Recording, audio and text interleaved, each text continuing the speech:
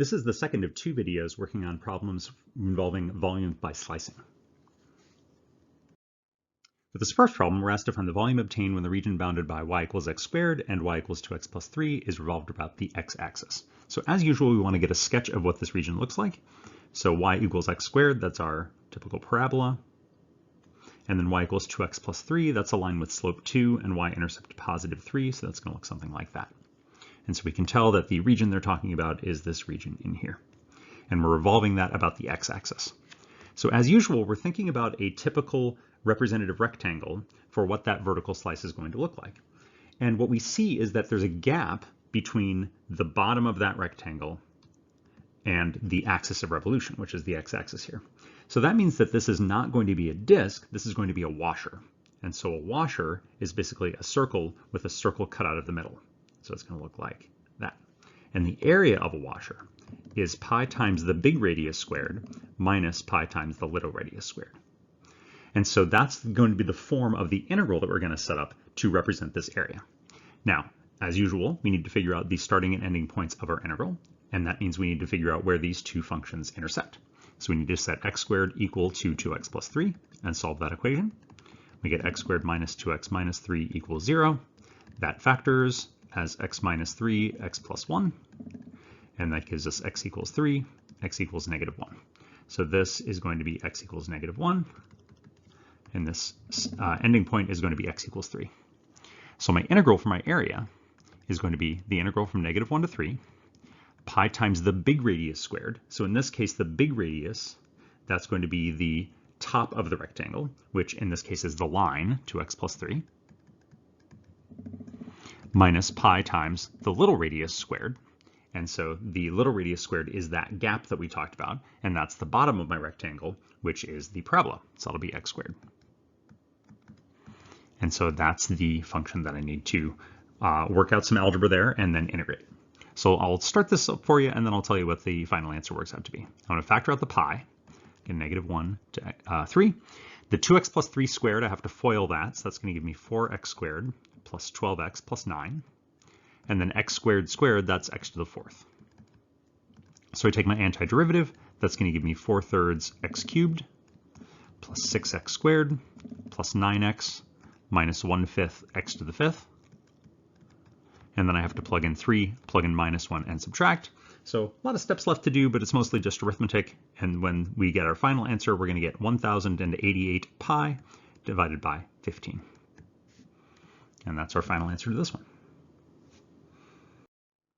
All right, this time we have the region bounded by y equals 1/2 x plus 3, y equals negative x plus 6, and the line x equals 5, and we want to revolve that about the x-axis. So we've got 3 lines to draw, so let's go ahead and get started on that. So we've got y equals 1/2 x plus 3, so that's a line with slope 1/2 and y-intercept positive 3. Negative x plus 6, so my intercept is 3 there, so 6 is going to be above that, and that line is going to have slope negative 1. So it'll look something like that. So this line is y equals 1/2 x plus 3. This line is y equals negative x plus 6. And now we also have to draw x equals 5, which is a vertical line. And the issue here is we're not maybe exactly sure whether to draw that vertical line to the left of this intersection point or to the right of that intersection point. So let's figure out where that intersection point is before we try to guess and draw that vertical line x equals 5. So we're going to set 1/2 x plus 3 equal to negative x plus 6. We'll add x to both sides, that gives us 3/2 x. Subtract 3 from both sides, that gives us 3/2 x equals 3. Multiply both sides by 2/3, that's going to give us x equals 2. So this point right here is x equals 2, so that means that x equals 5 is to the right of that. And so, and this point, of course, is x equals 6 because negative x plus 6 is equal to 0 there. And so my vertical line x equals 5 is going to be this vertical line here. And so the area that I'm talking about is this triangular region here, and we're revolving that about the x-axis. So as usual, this is going to be a washer because there's going to be a gap between the bottom of my rectangle and my axis of revolution. So it's going to be the integral from 2 to 5. So all that work we did to find out those intersection points was helpful. So the integral from 2 to 5, pi times the big radius squared. So that's the top function. That's 1/2 x plus 3 all squared minus pi times the little radius squared, so that's negative x plus 6 squared.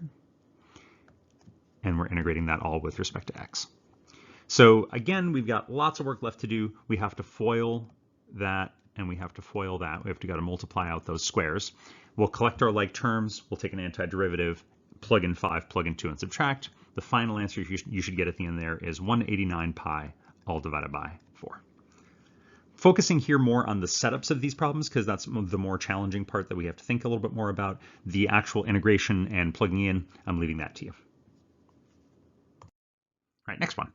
Find the volume obtained when the region in the first quadrant bounded by y equals 9 minus x squared is rotated about the y-axis.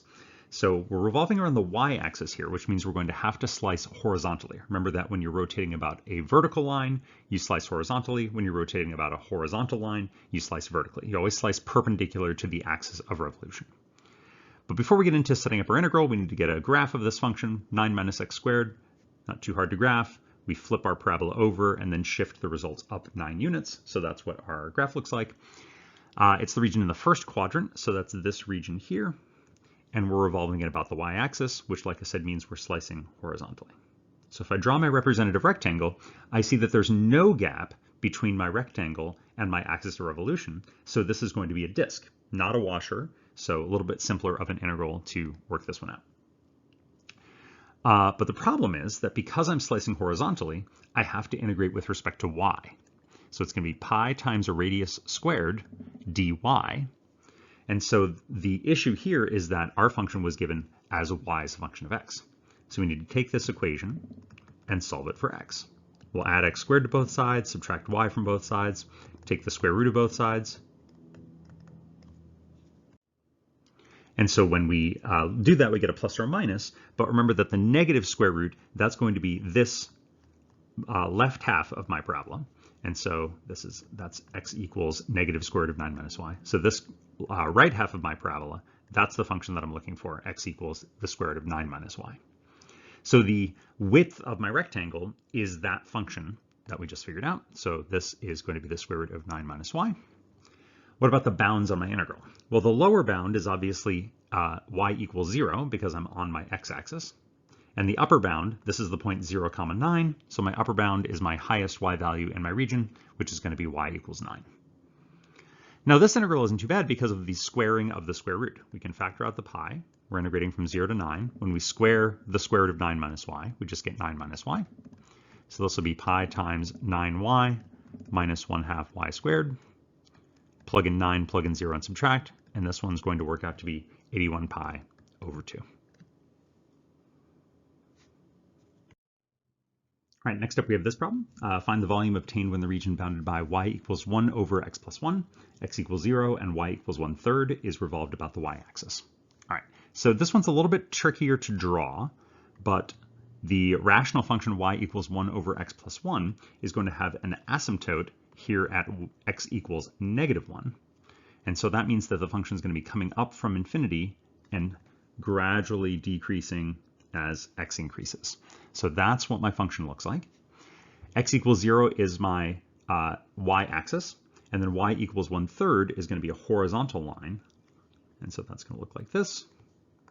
And so that means that my region is this little sliver of area right in here. And that's what we're revolving about the y-axis. So the good news here is that if I look at my representative rectangle, that's right up against the y-axis, which means this is going to be a disk, not a washer. Now what we need to do is figure out this intersection point and this intersection point so that we can figure out the bounds on our integral. Those are the y values of those points that we're looking for so that we can figure out the bounds on our y integral. Remember that because we're slicing horizontally, we're going to have to integrate with respect to y. Okay, so what are those intersection points? So this is where y equals 1/3 and y equals 1 over x plus 1. And so we set those two y's equal to each other. We can cross multiply here. We get x plus 1 equals 3, and so x equals 2. So x equals 2 there. What does y equal? Well, y, of course, is going to equal 1/3. And then here, we know that x equals 0. What does the y equal there? Well, that's on the curve y equals 1 over x plus 1. When y equals 0, y is going to equal 1 over 0 plus 1, so that'll just be 1. So those are my coordinates on my points, and so my bounds on my integral are going to be 1/3 to 1. Now, what's the function that I'm integrating? Remember that because we're integrating with respect to y, we have to take this equation for our function and solve it for y. So that means that we're going to do a little bit of algebra here. We're going to multiply both sides by x plus 1. That's going to give us y times x plus 1 equals 1. Divide both sides by y. That gives us x plus 1 equals 1 over y. And then x is going to be 1 over y minus 1. All right, let me spend some time working this one out for you because this one is algebraically a little bit more tricky.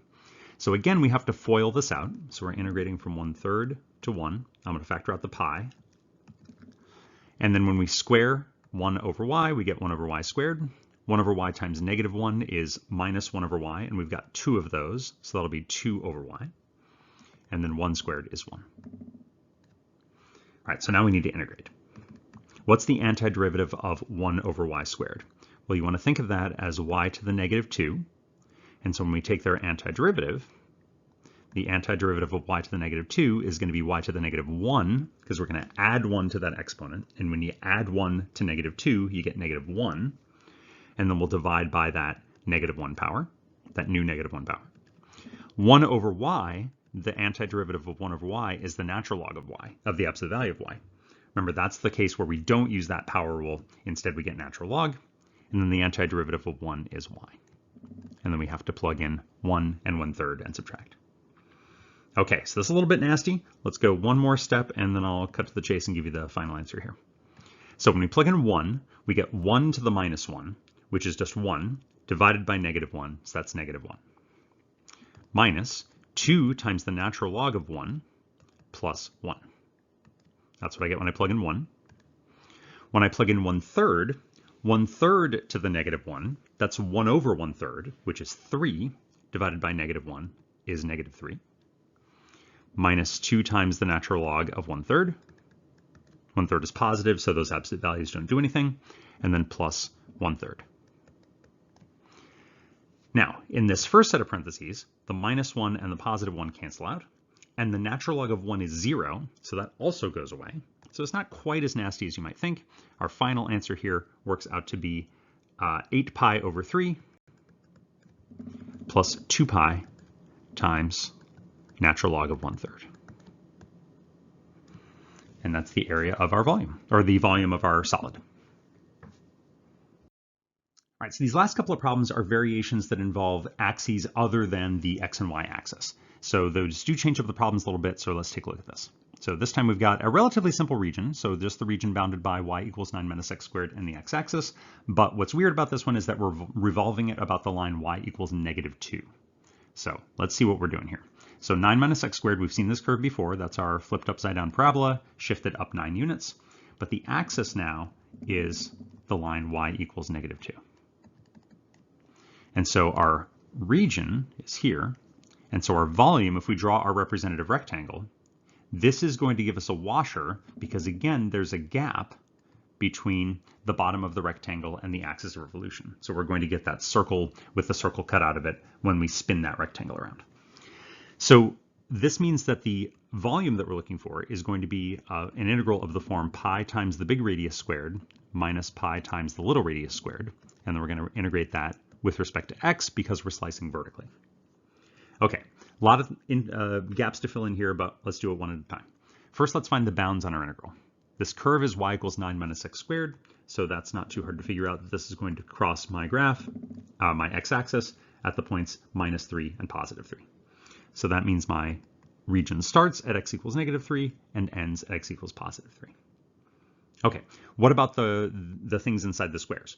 Remember, those are the radii of my circle. So the big radius is not the height of my rectangle, it's this distance. It's the distance from the top of my rectangle to the axis. So this height is 9 minus x squared. That's how high, that's the y coordinate of that rectangle. And down here below my rectangle, that's y equals -2. So how far is it from 9 minus x squared to -2? Well, if I ever want to know how far apart two numbers are, I subtract them. That's how far apart they're going to be on the number line. And so that's going to give me 11 minus x squared. And so that's the big radius of my washer. The little radius of my washer, that's this gap down here, which is just 2 units, right? Because the top of that gap is at 0, the bottom of that gap is at -2, and so how far apart are those two numbers?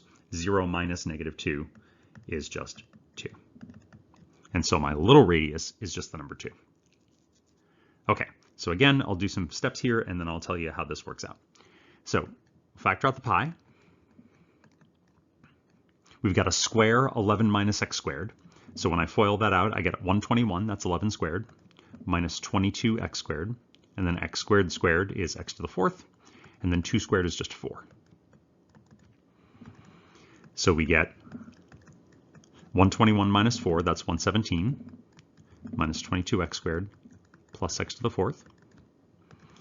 Take an antiderivative, we get 117x minus 22 over 3 times x cubed, plus 1/5 times x to the 5th, and we've got to plug in 3 and -3 and subtract. And when we work all that out, we end up with 2016 pi divided by 5. All right, last example. Find the volume obtained when the region bounded by y equals x, y equals 3x minus 12, and y equals 2 is revolved about the line x equals 2. Okay, so again, getting a graph here is the important part. So these are all lines. It turns out that this is all going to be happening in the first quadrant, so I'll zoom in a little bit on my picture. Y equals x looks like this. So that's going to be a line with slope 1 going through the origin. 3x minus 12 is going to have y-intercept way down here at -12, and then it's going to come up at a slope of +3, so that's going to look something like that. This intersection point, if you set these two functions equal to each other, is going to work out to be 6, 6. We'll need that information later. And then finally, y equals 2 is going to be a line below that at 2 units up. And so these points, we're going to have to figure those out at some point as well. Well, if y equals 2, then this point has y coordinate 2, but it's also on the line y equals x, which means the x has to also be 2. So x equals 2, that vertical line, that axis of revolution, I'll draw this in a slightly different color here, that's going to be this vertical line right there. So my region looks like this, and my representative rectangle, because I'm revolving about a vertical line, I'm going to have to slice horizontally, and so that's what my rectangle ends up looking like. Okay, so how do we set up our integral? We're going to have a washer because, again, there's a gap in between the left end of that rectangle and the axis of revolution. So my integral is going to look like I'm integrating with respect to y, pi times a big radius squared minus pi times a little radius squared. My y bounds are from 2 to 6. The bottom of my region is at y equals 2. The top of my region is at y equals 6. So I'm going from 2 to 6. All right, what's my little radius? What's my big radius? My big radius is this line, which is y equals 3x minus 12. But of course, because I'm integrating with respect to y, I've got to solve that equation for x. We'll add 12 to both sides, divide both sides by 3. That's going to give us 1/3 y plus 4. So that's my big radius. And then my little radius, that's this other line, but that's just y equals x, also known as x equals y, and so that's just y. So again, we've got to do some algebra before we can take our antiderivative, but the setup is the part that I'm focusing most on in this video, so hopefully that's making sense. Okay, so let's do a couple steps here before we cut to the chase. Integral from 2 to 6. I got a square 1/3 y plus 4, so that's going to be 1/9 y squared. 1/3 times 4 is 4/3. 2 of those gives me 8/3 y. And then 4 squared is 16 minus y squared. We factored out the pi. So we're going to collect like terms. We're going to take an antiderivative, and this is going to work out to be 640 pi, all divided by 27. And that's the volume. So hopefully these examples have made sense. Again, focus in your work on the setup. Obviously, working out the integrals and getting the final answer is important as well. But if you don't have the right integral set up in the first place, then all of that work to do the integral and take the antiderivatives and plug everything in, all of that's wasted because you aren't solving the problem correctly. So focus on the setup and make sure that you know whether you're using a disc or a washer, whether you're rotating, slicing vertically or slicing horizontally, revolving about a vertical axis or a horizontal axis, and all of those will play into making sure that you have the integral set up correctly.